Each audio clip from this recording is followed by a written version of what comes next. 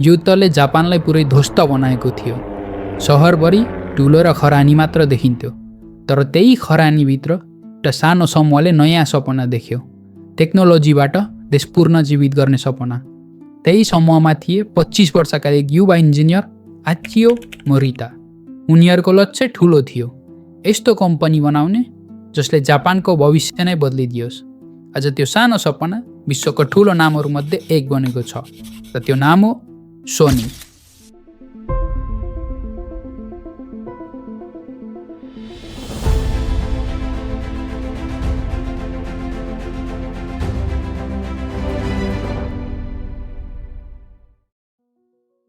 1921 सालमा जापानको नायोगामा उनको जन्म भयो।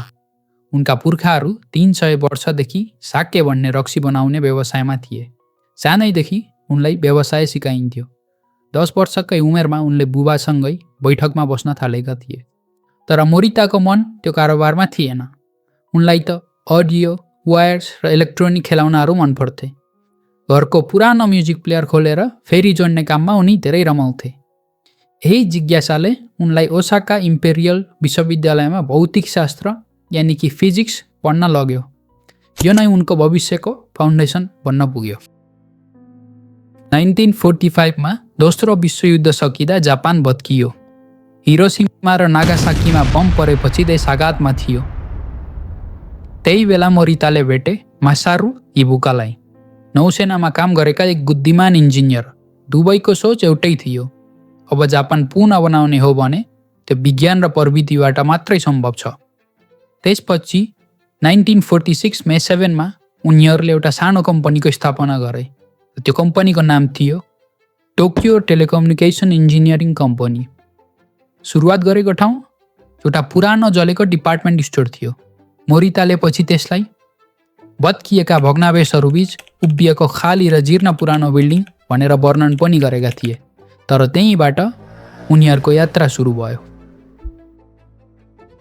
उनीहरूले पहिला बनाएको प्रोडक्ट इलेक्ट्रिक राइस कुकर, खाना अभाव भएको देशको लागि एउटा व्यवहारिक विचार, तर परिणाम कहिले भात जल्थ्यो त कहिले भात काँचै हुन्थ्यो। उनीहरूको पहिलो प्रोडक्ट नै असफल भयो। त्यसपछि उनीहरूले नयाँ प्रोडक्टको आइडिया लिए, साउन्ड रेकर्ड गर्ने इन्स्ट्रुमेन्ट, टेप रेकर्डर। तर त्यो बेला जापानमा कसैलाई थाहा थिएन यसले के गर्छ र यो किन चाहिन्छ भनेर। मार्केटमा त ल्याएर आए तर कसैले किनेनन्। त्यस बेला उनीहरूले एउटा कडा पाठ सिके, राम्रो प्रविधि मात्र पर्याप्त हुँदैन, त्यसलाई प्रभावकारी रूपमा मार्केटिङ गर्न पनि जान्नुपर्छ। त्यसपछि उनीहरूले खोजे यो कसलाई चाहिन्छ। खोज्दै गर्दा पत्ता लाग्यो कि जापानको सर्वोच्च अदालतमा टाइप गर्ने मानिस यानि कि स्टेनोग्राफरको अभाव थियो। उनीहरूले टेप रेकर्डर लिएर गएर देखाए, हेर्नुहोस् यो डिभाइसले अदालतको कुरा स्वतः रेकर्ड गर्न सक्छ। अदालत प्रभावित भयो। तुरुन्तै 20वटा अर्डर आयो। त्यो नै यिनीहरूको लागि पहिलो ठुलो बिक्री मात्र होइन, पहिलो ठुलो पाठ पनि थियो। ग्राहकको आवश्यकता बुझ्न सके सफलता सम्भव हुन्छ। अब मोरिताले सोच्न थाले, नाम लामो भयो, इन्टरनेसनल बजारमा कसरी चल्ला। त्यसैले राखे छोटो, सजिलो र आकर्षक नाम सोनी। र नयाँ नामसँगै नयाँ सोच पनि आयो। जापानी सामान सस्तो र नक्कली हुन्छ भन्ने धारणा टोल्नुपर्छ। उनको अत्यन्तै सफल उत्पादनहरूमध्ये थियो एक पकेट रेडियो।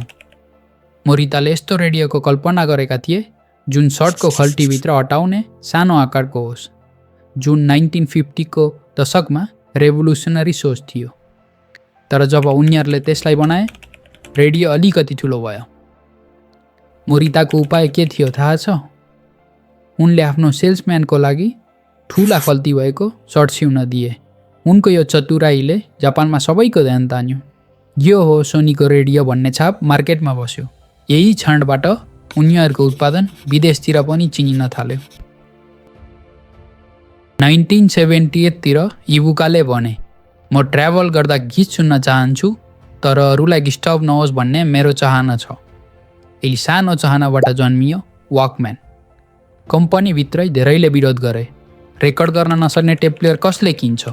तर मोरिताले हिम्मत हारेनन्। उनले भने, मानिसहरूले कारभित्र गीत बजाउने डिभाइस किन्छन्, त्यो पनि रेकर्ड गर्न नहुने, यो त त्यस्तै हो, बस हातमा बोक्न सकिने। त्यसपछि उनका इन्जिनियरहरूले धेरै मेहनत गरेर वकम्यानलाई सानो बनाउन तर अडियो क्वालिटी उस्तै राख्न।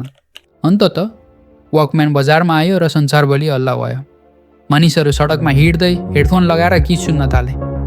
अहिलेसम्म 400 मिलियनभन्दा बढी वकम्यान बिकिसक्यो र त्यही दिनदेखि वकम्यानले गीत सुन्ने तरिका नै बदलिदियो र एक कल्चरल फेनोमेना नै हुन पुग्यो। मोरिताको सोचले विश्वभरका मान्छेहरूलाई इन्स्पायर गरायो।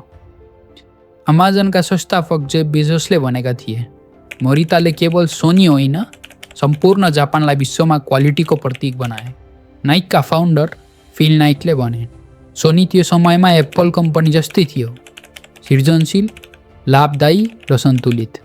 र स्टिभ जब्स, उनले त मोरितालाई आफ्नो आदर्श नै मान्थे।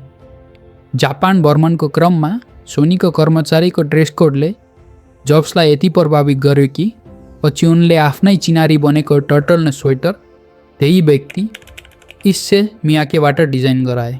आकियो मोरिताको लेगेसी केवल उनले बनाएको प्रोडक्ट्स वा कम्पनीमा मात्र सीमित छैन। उनको साँचो शक्ति भनेको उनको माइन्डसेट हो। इनोभेटर्सतर्फको रिलेन्टलेस ड्राइभ, ग्राहकप्रति गहिरो समझदारी र परम्परालाई चुनौती दिन सक्ने करेज। उहाँले भन्नुभएको थियो, we must learn new technologies to survive, र सधैँ नयाँ अवसरहरूको सिर्जना गर्नुपर्छ। र अझ प्रोफाउन्ड रूपमा भन्नुभयो, no matter how good or successful you are, तपाईँको व्यवसाय र यसको भविष्य तपाईँले रोज्ने मानिसहरूको हातमा हुन्छ। मोरिताको यात्रा युद्धले ध्वस्त बनाएको सानो वर्कसपबाट विश्वव्यापी साम्राज्यसम्म भिजन, पर्सर्भेरेन्स र साहसको एउटा प्रमाण हो। अब प्रश्न तपाईँलाई, तपाईँ के सिर्जना गर्ने योजना गर्दै हुनुहुन्छ? अर्को अध्याय लेख्ने अवसर अब पूर्ण रूपमा तपाईँको हातमा छ।